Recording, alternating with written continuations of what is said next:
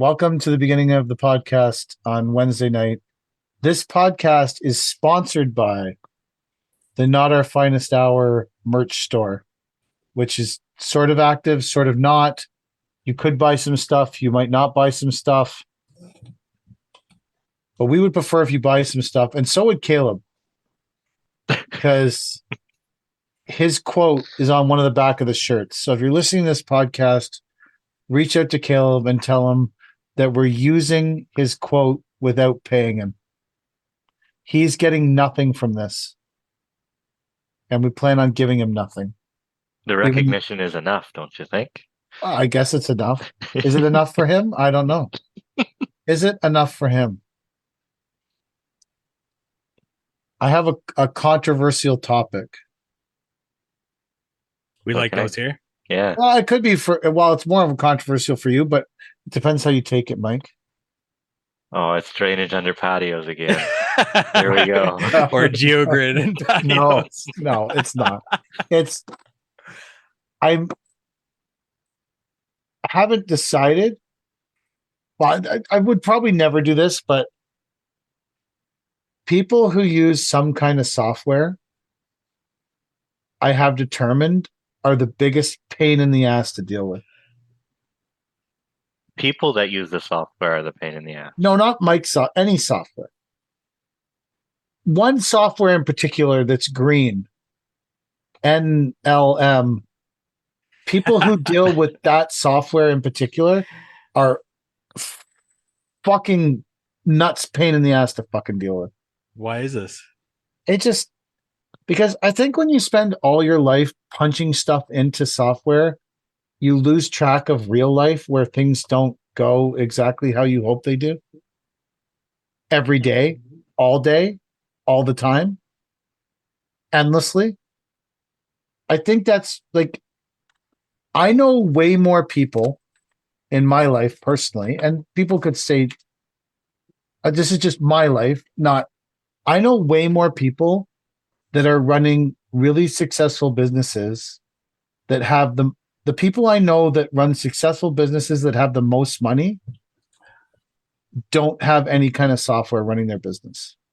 Ooh. Spreadsheets? They could have spreadsheets, yes, but I'm talking about like this all-intrusive. Did it take you 8 minutes to spread the mulch? Or did it take you 6 minutes to spread the mulch? I need you to time clock in every activity you do so that next time we're spreading mulch, I'll know. But here's the thing. Next time you're spreading mulch, it might not be pouring rain and windy. It could be a beautiful day spreading mulch. Like, it's just, if you worship at the Bradley Temple, which there are many people worshiping at the Temple of Bradley. There's a cult of people worshiping at the Bradley Temple, which I'm okay with. If that's your sauce, fucking go nuts. They spend more of their life calculating out how many minutes it takes to spread mulch than they do building their businesses. I mean, I'm with you. I've never used a tracking app or anything like that. And I say this with the pretense that I don't have a successful business either. So there's that. But I can't. I just get so, every time I deal with some whatever a software person that slipped out. Oh fuck! It just ends up in this shit show for me. But why does it do that to you if somebody else is using it? Why did this take so long? Why did that take so long? Why? I thought it would be this fast. I thought this would happen. Fucking dump trucks, man. They're fucking slow. It's like every. Why didn't this? When I put this in the software, I only allowed 45 minutes. I'm sorry, the traffic light turned red, motherfucker. I don't know what to tell you. Has anyone ever come to you and said, "Hey, PK, can you speed up the trucks? You're fucking up my MLN time." Oh, yeah. I wouldn't even be talking about this otherwise. I just think it's hard I can't make those calculations. Like it took 3 guys 6 hours to do the mulch today, and then I forget about it, Here's or an I end up example. faking the numbers and shit. Like, Here's yeah, here's an example of a small example of something that I do. If I'm pricing a job and say it's like a standard set of stairs and a walkway or whatever, right? I just literally go, it's a fucking case of glue, $250. Like I don't, but these motherfuckers, they're like, I use 3.5 tubes, and that costs $4.99 a tube. And now that means I spent $17.50 on glue. No, you didn't, you stupid fuck. You spent $20. Like, what are you doing with that half tube of glue? Like it's, and I know this is your thing, Mike. So I'm not, and I get it, and I understand it. It's like my incredible hate of electric vehicles. I fucking hate electric cars. There's no rationale for it. I'm not saying that. I'm not saying I have a reason directly for it. I just fucking hate even seeing them. I see someone driving a Hyundai Iconic, and I'm like, why does that car have to be so fucking ugly? Just because it's electric? Like, couldn't you make an electric car that's not ugly as fuck? So my hatred of software is similar. There's no rational reason for it. It just, and I don't even think the questions these people ask me are that like, I'm like, fuck, can we just accept that every day doesn't go perfectly just because you punch it into your fucking program? But those people are trained like a cult that every day has to go perfectly. And if it doesn't, there has to be 8 million reasons why it has nothing to do with them.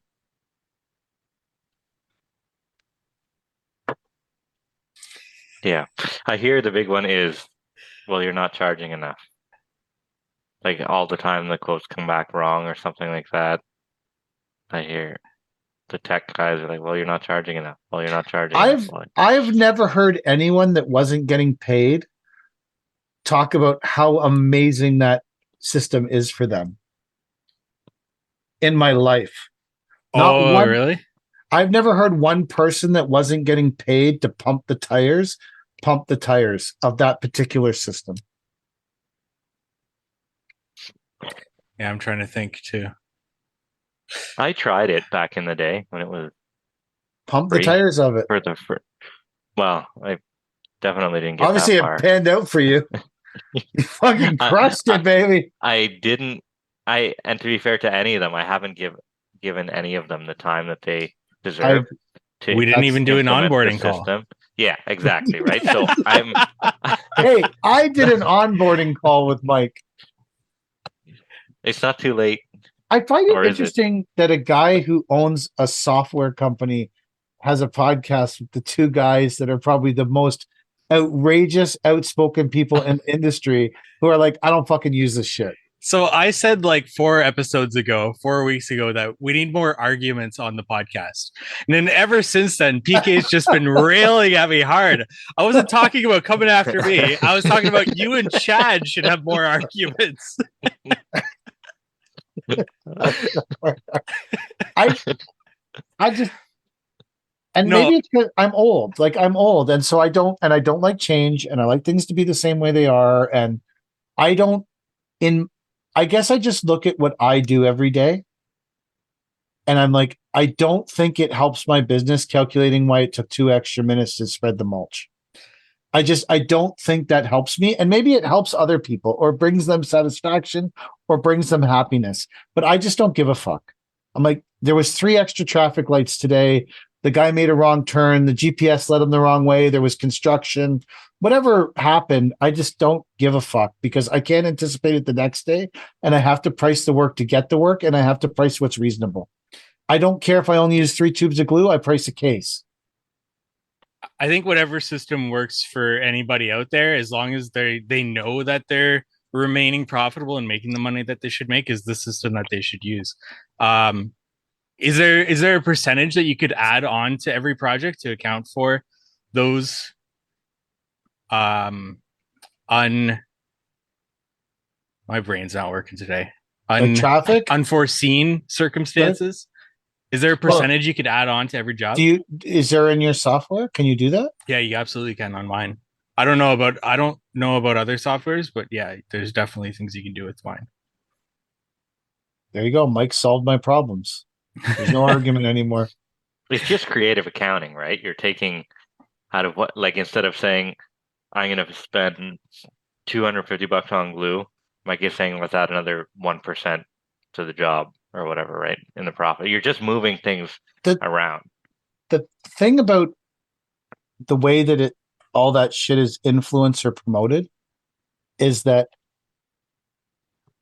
they make it seem like you can't lose. And the truth is that all of contracting is degenerate gambling. And no, it's true. It's degenerate gambling. Anyone who's a contractor is a degenerate gambler. And I will argue that every day. And I'm not saying it's degenerate gambling like I pound money into the slot machine and hope for the fucking best. I think it's an educated gamble. I think it's an educated risk. Yeah. It's playing Texas Hold'em poker. Right? You're looking at the table, you're reading the table, you're reading your cards, you're reading the flop. Like you're making educated decisions on how to gamble your money. And that's the same thing you're doing as a contractor. You're making educated decisions as to how to gamble your money. But the pretense that if you're doing these things, nothing will ever go really bad for you and you'll never lose money, that's fake and false and bullshit.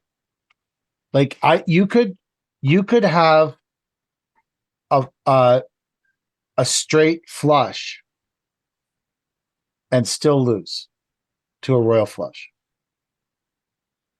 And that's, I think, what just drives me nuts is that people sign up for this shit, they do all the shit, and then they believe that now they can never lose. That they can never lose because they've done everything they've been told. But then when they do lose, they can't handle it and they don't know how to handle it. Because they're like, oh, but I did everything. And I said it would take 8 minutes to spread mulch. But I said it. And I put it in my computer. But then the truck got stopped at a light and it took 10 minutes to spread mulch. And I know I'm talking about it on a bigger scale. But it's like, it doesn't matter what you punch into your fucking computer. The world exists outside. And there could be, the 401 could get closed down for a day. And all your trucks and all your staff are trapped on the 401 and you're paying them. Someone could take out a bridge.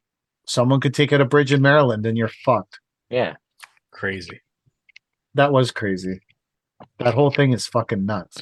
And you watch the trucks going by and you're like, drive, motherfucker.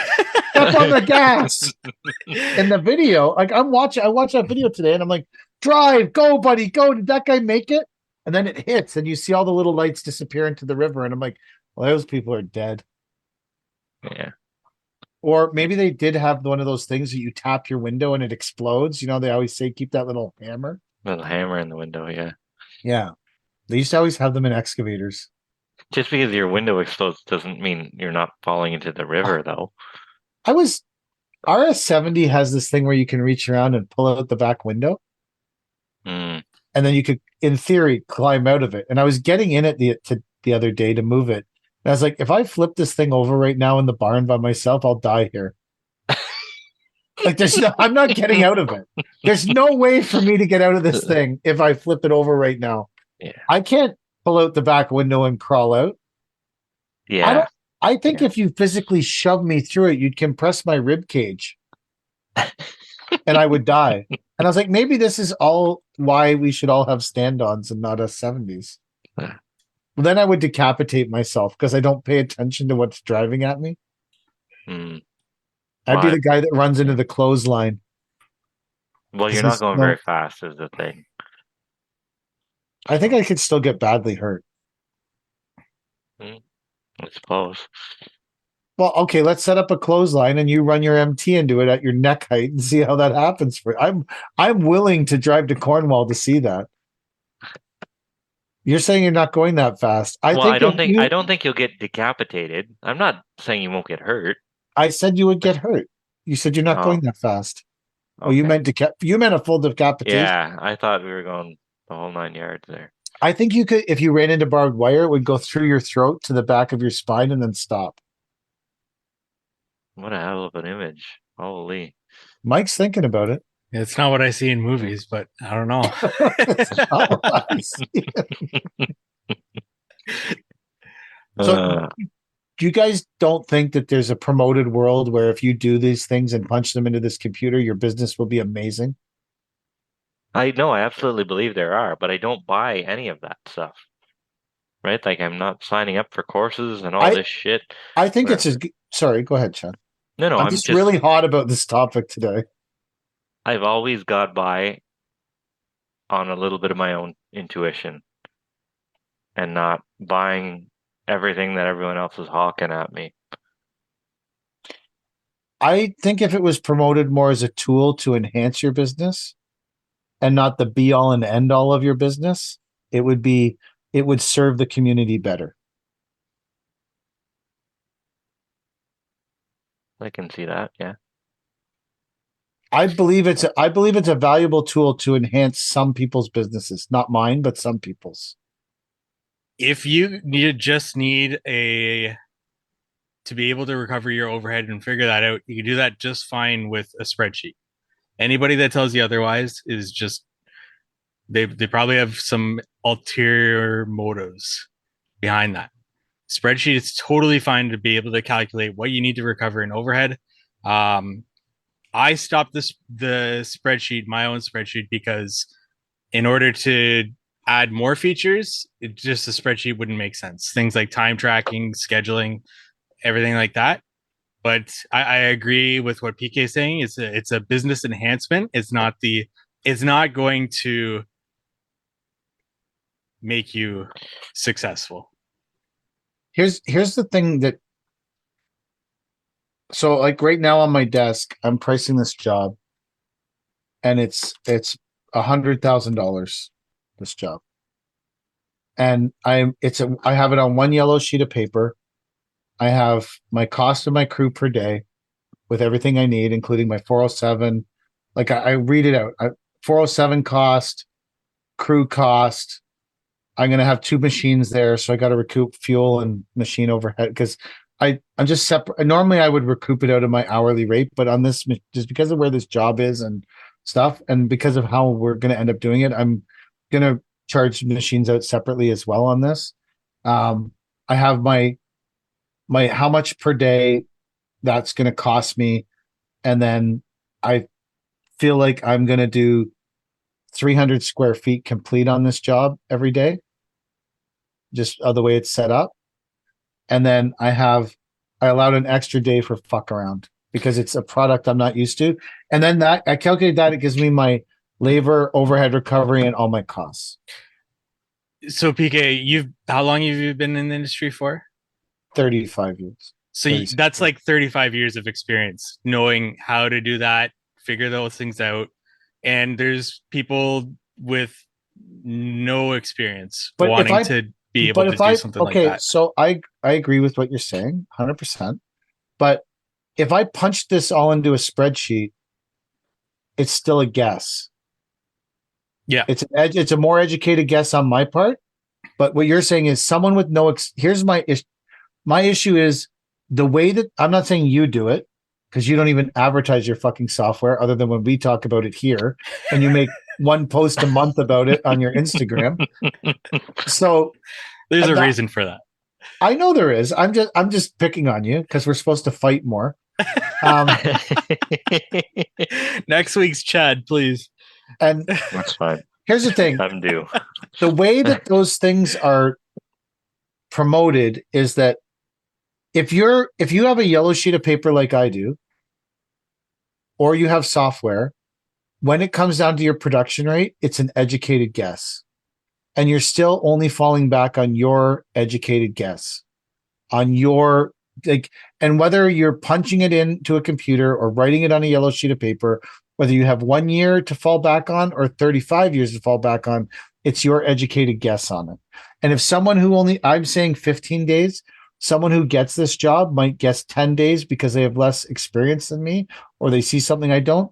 Like, they could be wrong or right on 10 days, but they might only have one. Like, the software doesn't help you when the nuts in it might help you calculate your profit percentages that you don't understand. It might help you, but when it comes down to the nuts and bolts of how you get a job, it does not do anything for you except track your mistakes or successes from the past more accurately than you would in your brain.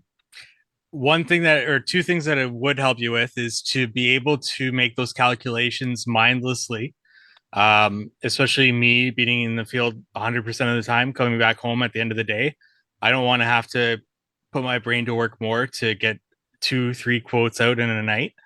And then the other thing that it would help with is being able to pass it off to somebody else to do and to get the same figures as yourself. So that's a legitimate point that I'll give you. See, I award points. You don't. I said I agree with you that it is a business enhancer. It's true, you did. Now so I don't know how many points that's worth, but yeah, okay. But here's the other thing that software influencers don't tell you. This job is going to turn out to be somewhere between $80,000 and $100,000. I'm going to get this job because of the relationship with the person who asked me to price it. And it doesn't matter what I punch into the fucking software. At the end of the day, if you don't have a relationship with the person that asked you to price this, you're not getting whether it's a residential job you're bidding or whether it's this. It doesn't matter.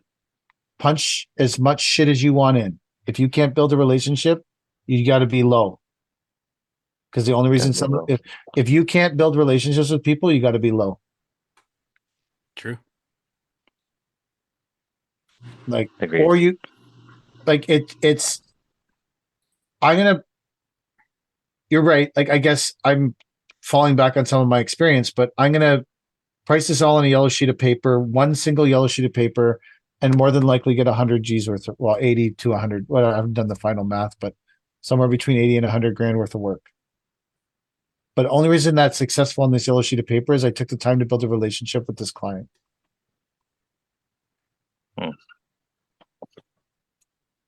For the record, Jack uses spreadsheets and I like them. I don't know how to punch shit into them or use them, but I do like looking at, I like it when it's broken down in front of you to visualize sometimes and have someone walk you through it though. I think that's the kicker for me is I can see all that shit in front of me, but I need someone to speak it to me while I'm looking at it. Is that what you like about dealing with Jack? Because he speaks it to you? Absolutely. Yeah. Yeah, and because my little brain has questions along the way, right? He can see what all those numbers mean. My little brain has to dive deeper into that a little bit.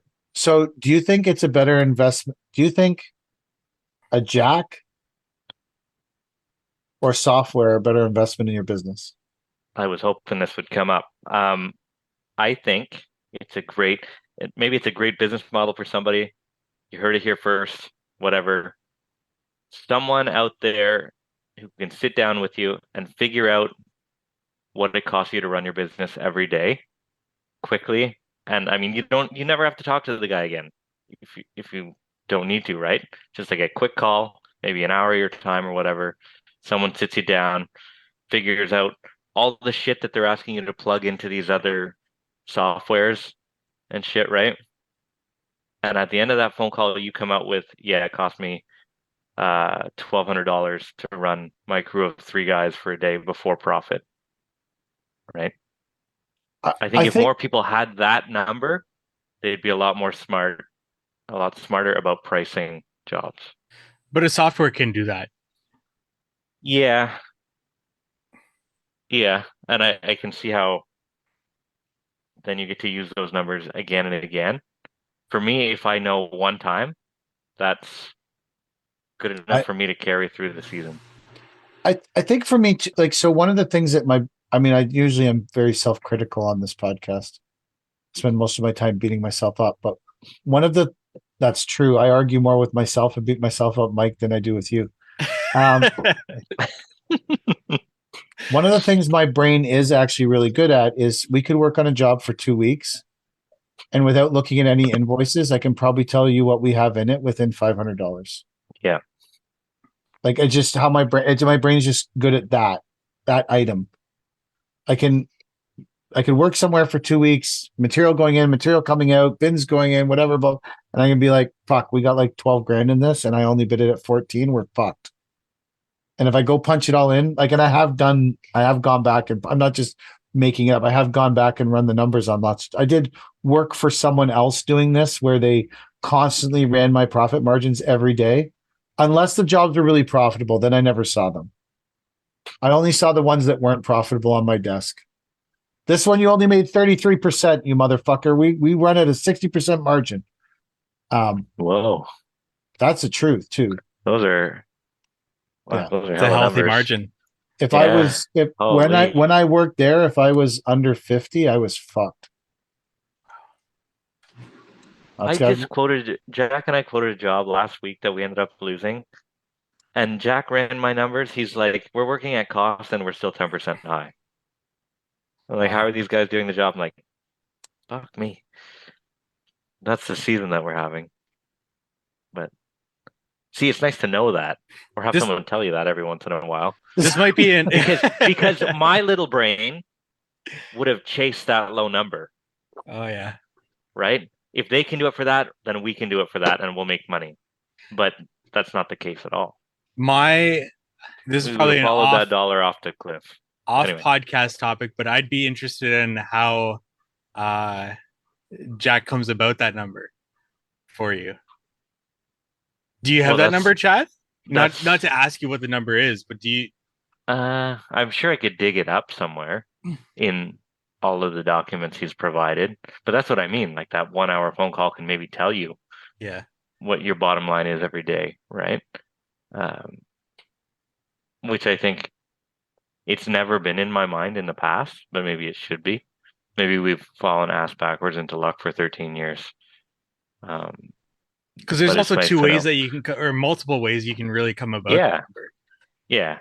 I'm just lazy. I want someone else to do it. That's something that frustrates me about all this shit is that you can move all those numbers around until you get to where you want it to say, where it needs to say.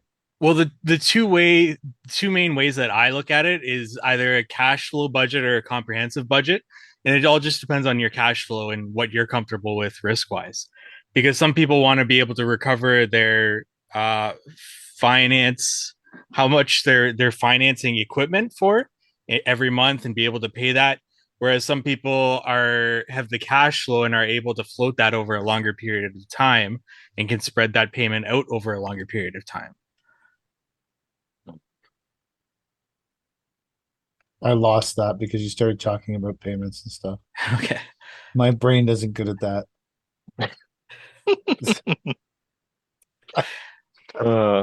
Sorry, what were you saying, Mike? Can you say it again? And I'm going to listen more carefully this time. So if you are financing a truck and it's, let's just say $1,000 a month, a cash flow budget. That's a shitty truck. Yeah. Okay. But a cash flow budget would be recovering that $1,000 a month, right? Because you want to make sure you're making those payments. Yes. But in reality, at the end of that truck's life, you'll be able to get money back from that truck. So you should be deducting that cost, and that is the depreciating of that truck from having it to not having it. And that it would be the comprehensive budget, would be deducting that amount that you're going to get back from that truck at the end of its life from your total purchase price or your total finance price. And that would be the lower amount, that comprehensive amount. But in doing so, you wouldn't be recapturing that $1,000 a month. You'd be capturing, say, $750 a month. So you'd have to have the cash flow to be able to float that $250 a month in a comprehensive budget. In my world, I'd say can you say it again? Again. Don't say it again. My brain just wanders so easily when people start. This is why I did not have a successful career at Confirm. Because there's a lot of spreadsheets and a lot of meetings and a lot of this kind of chatter. And I was just sit there for like a whole day. Like I would sit in my seat for a whole day, staring at my computer, looking at the spreadsheets. Everyone's talking. And at the end of the day, I'd be like, I don't understand anything what just happened to me. And then I would leave. And I would go home thinking, I'm going to get fired because I don't understand what's happening to me or what's happening at all. And I will never understand it. But if you need me to go meet people and get them to buy permacom products, I can do that. But the rest of this I suck ass at. And unfortunately, only 5% of that job is getting people to buy permacom products. And 95% of that job is spreadsheets and bullshit that I don't understand. They don't have a software for those spreadsheets? They have like a CRM. Oh, okay.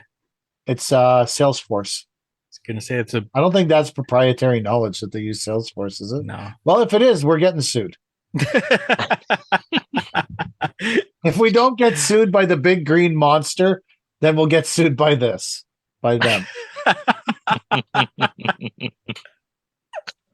Oh, great. Man. The long arm of the big green monster is going to grab this podcast and give it a shake. We never got that insurance, did we? You know what's really For the funny? podcast? I've been on their podcast. You have?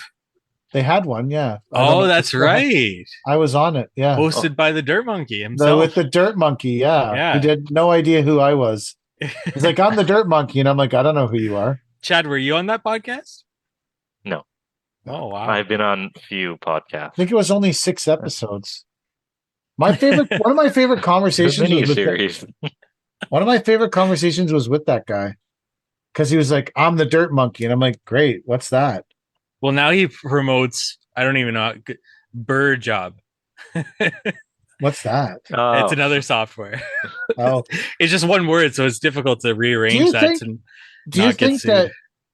that much like everyone became a guru and started selling courses, that soon everyone will have their own software? Or do you think it's too much work? It's way a too much lot work. of work and it's very expensive coming from take it from me. So It's a you lot of don't- work and a lot of money.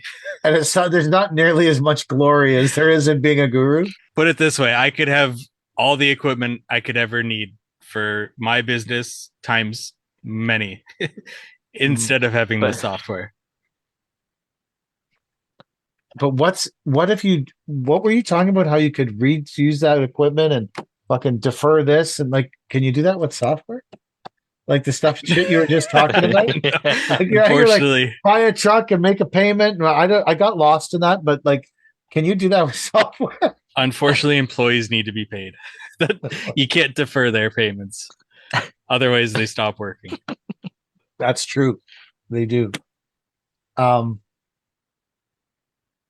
Maybe I just feel like it could be the InStyle thing. I've thought seriously this week about starting a subscription side of my Instagram. I don't think you can yet. Can you in Canada? The Wood Bully has one, but I don't know if he has an Really? American. I don't know if he has an American IP address. But then I didn't know what I'd put on it. We should have one for this podcast. What would we put on it? That's the thing. Come all join you're- us once a All you're week. going So I thought about it a lot, having a subscription-based Instagram, and then I thought, all I'm going to do is produce the same stuff I produce now, but put half of it behind the subscription wall. Because I don't have anything more creative to say than what I'm already doing. I do have a great review of the new Doritos Extreme Mix of extreme dill pickle and extreme Cool Ranch mixed together in the same bag. Maybe that should be the first video I put behind the subscription wall. But that, you think people would want to pay me $30 a month for that? If I put all my food reviews behind a subscription wall? What do you think I could get for that? Like $12 a month, maybe? $8? Oh, you get to set your rate? Yeah, you can pick whatever you can. Well, the Wood Bullies is 99 cents. You know that guy who does everything topless? He's a comedian. Yeah. I feel like you could do that behind your firewall. You just have to do it without your top on. Pre-firewall, top on. Post-firewall, top off. There's also this thing called the flip side, I think we already talked about this. That's right. Yeah. I started thinking about that today, and I was like, maybe I should start a flip side. But then you can only invite people to it, and I'm like, I don't want to invite people. I feel like your Instagram is the flip side. Well, so then I thought, what if I had? Because I have like really good videos, like the ones you sent me, of us doing actual things. And I thought, what if I created my flip side to be like a legit Instagram, and then invited like so say I did the flip side of my Instagram as like Paper King Limited, and because you can rename it, and then you only invite people to it. And what if I only invited landscape architects and general contractors and those kind of people to my flip side, and then I only posted like videos of jobs and actual shit, not things like Dorito reviews? Would that be a good use of the flip side? Because then I don't have to start a whole nother account. You already have another account. What is it? Drain I the have like a swamp? lot. Yeah, trade the swamp account. Yeah. Can you choose who pays money to see your shit if you're Yeah, you don't have to let people. I don't. Okay, so I don't know. That's a good point. That is a good point. Because here's the thing. I wouldn't mind throwing up a Landscape Daddy paid account that shows the behind the scenes with some real numbers to everything, right? But I'd want to filter out the people that are close to me in my market so that they couldn't get my numbers Like on me. things, right? No, you'd be fine. Well, unless you're going to come to Cornwall, and I might. well, I might have to exercise some judgment there. I heard the But- numbers are. The rumor is the numbers are good in Cornwall. Well, I thought so too Until this year. until this year, yeah. I think you Um, fucking jinxed yourself. Yeah, well, wouldn't be the first time. So, but it's not a terrible year. We've got a couple things, I think. So it's just going to be what it's going to be. But I would put some real numbers up there for money a month. I had a great talk today with the guys. So I delivered these skids of plastic and the boxes of pedestals to their job site. So I gathered them all around. And I opened it. I put the bin on the ground because the skids we had to unload with the skid steer. And I opened up the back of the bin and I gathered them around and I said, guys. And they said, yeah. And I said, this looks like a bunch of crap. It looks like skids of plastic trays and boxes of weird little round things. They're like, yes, it looks like crap. I said, okay, so I'm going to point out to all of you in this moment right now that these 3 skids of crap and 9 boxes of real round things, of plastic round things, cost $17,000. So as much as you might want to like store them over by the trailer or over there in the mud or whatever you think you're going to do with these boxes of round spinny things and skids of plastic thick trays, I need you to understand that this shit is 17,000 fucking dollars. Don't lose it. Because when I look at that shit, it makes me think of something I would have thrown in the mud when I was working on a job site and placed absolutely zero fucking value on. The trays of plastic, which is like this tray system that clips onto the pedestals, the plastic trays are so expensive they came on metal skids. Ooh, Dang, that's What's the one deposit skid fee on deposit. those? Yeah. I've never seen a nicer skid. There is no skid deposits on $17,000 worth of plastic. Thank God. I'm like, all of this shit fit in the bin. 3 skids of plastic and 9 boxes of other plastic. It all fit in the bin. 17 fucking grand. Do you think that's the most money you've ever had in a bin? No, because I float equipment in the bin. Oh yeah, that's true. The thing that went the worst wrong when the bin truck, I should put this on the flip side, or I should charge a subscriber for this. The worst thing that ever happened in a bin truck since we bought them was hitting a bridge with an excavator. Ooh. A lot of people have heard that story. I don't know about everyone on the fucking thing, but Yeah. and we just skimmed it.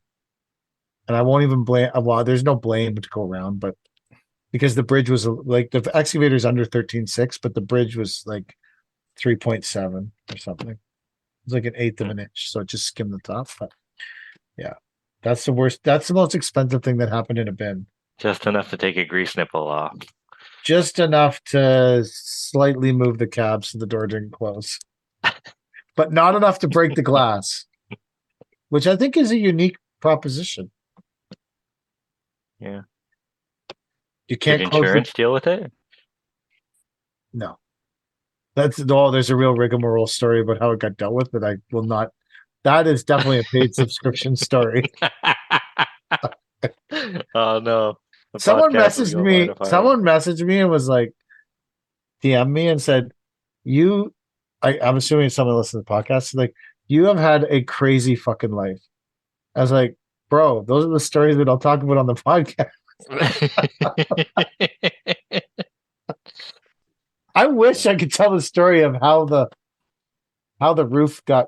Maybe in another year, in another 12 months, I will tell the story of how the roof got dealt with, because it's a great fucking story. It is a fantastic story. One of my favorite stories ever. It's fantastic. I can't tell it though. It's too soon. Too soon. It's too soon. I can't tell the story of the roof. So I supplied most of the material so far today by raging about things. What do you got happening, Mike? I did consultations today. How'd that go? That went really well. I signed up another pool patio. Verbally. So in your first stop there without any pricing? No, so this was a follow-up, bringing out samples, picking product. So you would bring out samples and pick product without having a signed contract? Yes, I would. I would never do that. Really? Never, ever. I want to know exactly the products so that I can give them a final number. I don't have any software, so I don't give a fuck about the final products. I guess it does depend on the client though. Like, this client was pretty adamant about signing up with me. So I guess if I wasn't 100% sure that they were going to sign up, that I wouldn't do it. I don't think I've ever done that to somebody that I wasn't sure, I guess. I'm 100% close rate bringing them samples. So you have the case with all the tiny samples? I got that too. So I kind of start with that. Oh. Yeah. And then did you see the new thing? It's like sheets of paper. Yes, I did see that. I didn't go to this year's, and I didn't go to last year's either, but I did see that. What do you guys think of that? What is it? Sheets of paper? It's printed pieces of vinyl that look exactly to the color like the pavers, and you can put them on the ground for people.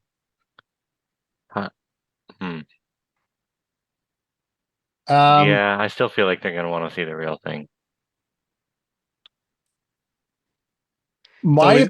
So what was your opinion of it, Mike? I want to disagree with it. So you say. I think it's always going to be better to see the product in person. It's always going to be like the most polished version of the product in a photo. But I do think it's an interesting idea. I don't know what it costs to get one of those, but I would get one for sure. And I would play around with it. I think it's unique. I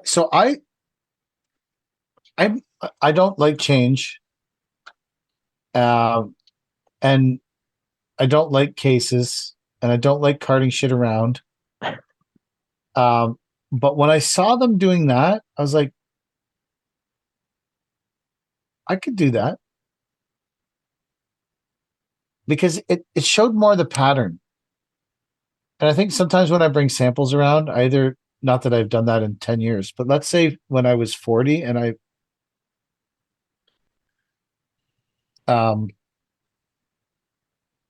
would have, sorry, I'm trying to book trucks tomorrow. I got so much fucking shit going on. Fucking life is so far behind. Now I'm using the wrong, so we have a customer named Cody and his name ends in a Y. And then we have Cody who works for us, and her name ends in an I. And when I type their names, it gets confusing to people because sometimes I forget if it's Cody with an Y or Cody with an I. And then I put the wrong I or Y. And then the person I'm texting with is like, who the fuck are you talking about? Why would Cody with an I want a load of sand? She doesn't want a load of sand. I meant Cody with an I. Anyways, whatever. I just fucked that up. So, what the fuck were we talking about? Oh, The papers. fucking paper. I swear too much. I liked it because when I used to take samples around, I would take one piece and they would say, how does that work in a pattern? And I'd be like, it's random. And they would say, well, random like what? And then I'd have to like search the neighborhood going, see that house with that stone facing? That's called an Ashlar pattern and it's random. And they'd be like, I don't know what you mean. I'd be like, see the bricks? That's the running bond. Well, and they would, I don't know what you mean. I'd like to, I felt like when they were getting out those sheets of vinyl or whatever it was, that people could see the pattern. And that would be of value to me. I fucking hated trying to explain patterns to people. That's why I stopped doing it. What I would hate is bringing out all those vinyl pieces and them wanting to see all of them. I think if they come in like a carrying case, so if you brought that to the job site and you pulled out the one that you wanted with the border that you wanted to show them, and then they saw that there was a lot more sheets in the carrying case and they wanted you to pull all of them out, I think that would get annoying really quick. So you'd have to just bring whatever one you want to sell to the job site. There would undoubtedly be a lot of wind whenever you're taking out those Yes. fucking papers. Absolutely. Just like anytime you're trying to fly green line fabric, it's always way windy. Yeah. Yeah. So how does this compare to that augmented reality thing? Where you take a picture of their house or whatever. Those guys with the augmented reality, creative, what's it called, Mike? Creative by nature? Yeah. Creative by nature. I'll tell you, they have been putting forward some wild concepts on their Instagram. Like right now, collectively as a group, Creative by Nature is trying to meld the pool industry and the hardscape industry together. They're trying to do pools with hardscaping around them. I mean, it's wild stuff they're thinking of over there. Doing a pool with interlock around it? Who would have fucking thought that? Whenever I see them talk about how they're going to start doing pools with fucking interlock around it, I say to myself, we are living in 2024, baby. Pools with interlock around them. Fuck, man. I've just always built pools with dirt around them. I never conceived. Mike is laughing so hard. I think he has this on mute. You telling me you haven't seen that shit, Mike? I think we finally have something that I disagree with vehemently on with you on PK. I think hardscape should always be with pools. Do you not know? But did you when you were out selling your hardscape with your pool right now? Yeah. Today, were you thinking, thank God I was inspired by Creative by Nature to blend hardscaping and pools together? I'd never thought of that before. I don't know if they came to mind personally. No. It's wild concept, man. Yeah. It's fucking crazy to think that someone might want pavers around a pool. Fucking wild shit. Crazy wild shit. Today I'm on fire with people that are annoying. Sorry, I actually really like those guys. They were really nice to us and I liked them. But pretending that you are developing an idea of melding hardscaping and pools together in 2024 is outrageously stupid. And I would say that to them if they were right in front. Like, it's fucking idiotic. Like, what are you talking about? When was the last time there wasn't a pool in a fucking in a paver manufacturer's magazine? How long have you been in the business, Chad? In total, about 20 years. Did you put pavers around pools when you started in this business? Oh, you bet I did. You're I did a shitty job at it, but I absolutely did. Perfect. Maybe their idea is to do a better job at it. I don't know.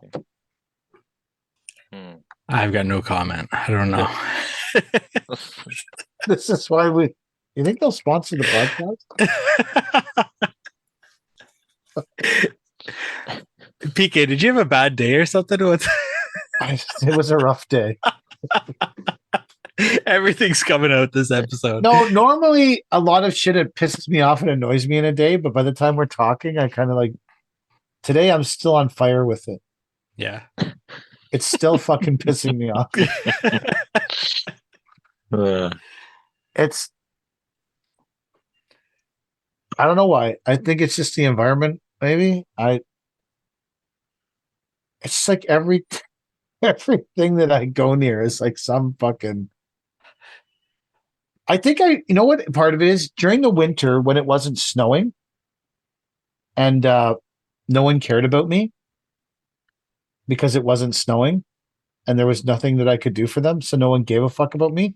I got lulled into a false sense of what my life was really like, and I kind of rode that for 10 or 12 weeks, and I kind of got used to like no one calling me and no one bitching about stuff and no one fucking, and just kind of existing every day and going about my business. And then my phone started ringing 150 times a day again. And I realized, oh yeah, my life is actually a big piece of crap. That I lead a really horrible and shitty existence on a day in, day out basis. But it's full of purpose now. In the winter when no one was calling, you didn't have a purpose. Now they're calling, looking for your answers. Maybe at 50 You're I didn't fulfilled. want a purpose. I wonder if I started a shirtless subscriber service, if that more people would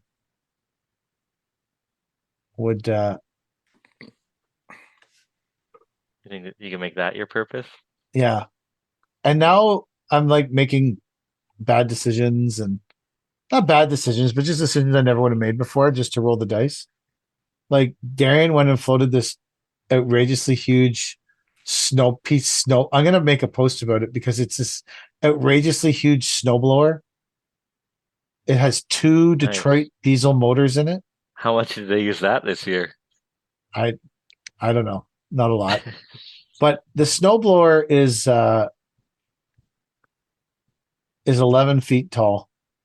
Oh. Yeah, this thing, it has 2 Detroit diesel motors in it, man. This thing is fucking monstrous, and it's 27 feet long. What? 27 feet long, 11 feet tall. Here's the rub of the situation, though. The float that we have is like just under 3 feet tall. So technically this snowblower was like 13.8, 13.9. Now in the past, old Mike would have been, we're not putting that on our float. New Mike was like, full send, Darian. If it fits, it ships, and we don't give a fuck how high it is.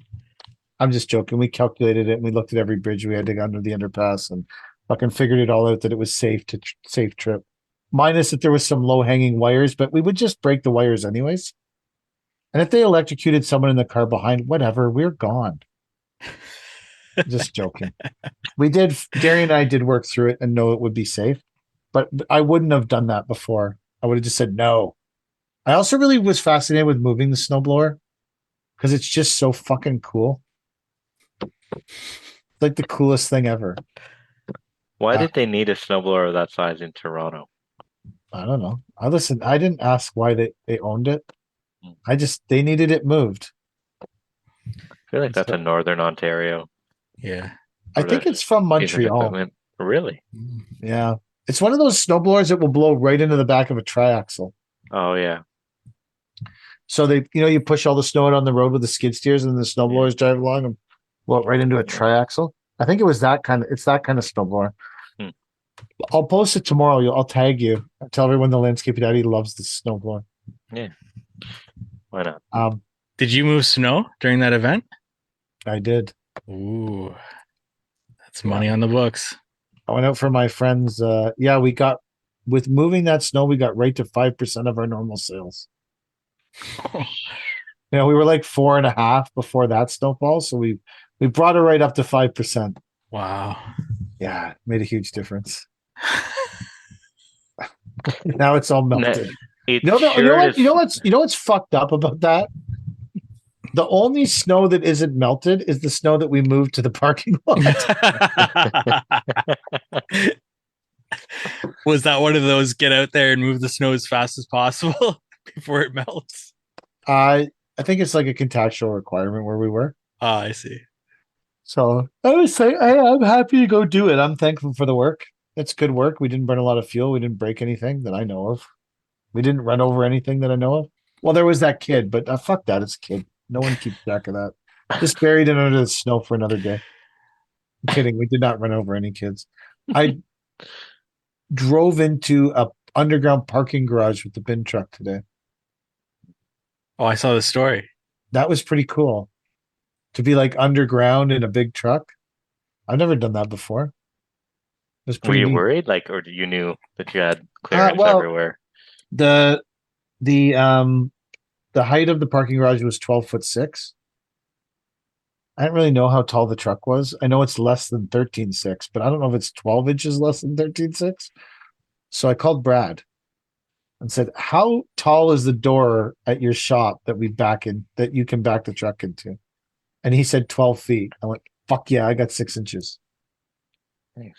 So And then when the hook comes up, though, I didn't take the bin oh, you off. didn't have to. No, I just drove around down there. And then I backed up to the loading dock, and then we brought all the garbage from our rooftop. Well, Kyle and Luke brought the garbage down. I mostly stood around and talked on the phone. To be fair to them, they did well when they dumped the garbage out of the. So you know those like bins you see in buildings? It's like a yellow or gray garbage bin, and it's got wheels, and you push it around, and then you can dump it. We had those. I've never used those in landscaping before. I didn't actually use them today either. I watched Kyle and Lucas do it, but it was once they did dump them though, I did throw the wood up and kind of pile it neater in the bin. So I was trying to get to like my activity level on my fucking watch. Mm. Did you know that there's a thing on my watch? There's a ring for standing. Mm-hmm. Yeah, standing. That's where we're at in society. My watch rewards me for standing. Did it ask you to relax yet? Take a break? Calm down? It should probably tell me to do that all the time. It'll do that. Yeah. Yeah. I was saying to Kyle and Lucas today that somewhere someone at Apple knows that I'm probably about to die. And they're not releasing the information. They're like, that guy's fucked. Like, we can tell by, like, I barely meet the stand. I have all the goals on my watch set at the lowest setting, the lowest standard, whatever that is. And it's not a lot. And I don't usually make all 3 rings in a day. I suck at standing. I'm shit at it. I spend almost no time standing. You know why? I hate standing. Mike has a standing desk. He would be okay with it. I do. I love my standing desk. Do you have a watch that tells you you've stood enough? No, I have no idea what you're talking about.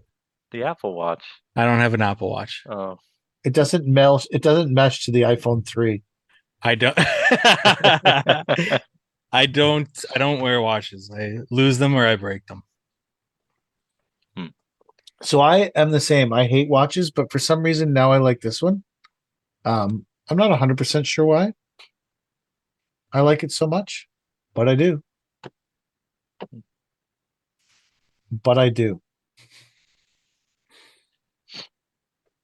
Do you guys want? One of you guys want to generate conversation? I feel like I've done that. Well, I feel like I've done my part. You carried us for an hour and 15. Thank you, PK.